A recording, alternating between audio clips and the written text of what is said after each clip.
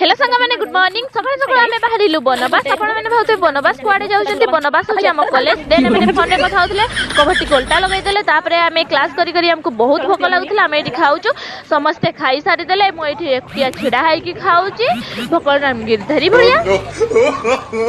तापरे एठी आमे 12 मजा किनुछु 12 मजा टिके खाई देबा बहुत टेस्टी हेछि तापरे आमे किछि कलर पेपर किनी देलु तापरे आमे गलु एटीएम पैसा काढेबा पई सरस्वती पूजा आछि ना मार्केटिंग करबार अछि सेति पई पैसा न काढेले केमति मार्केटिंग करबा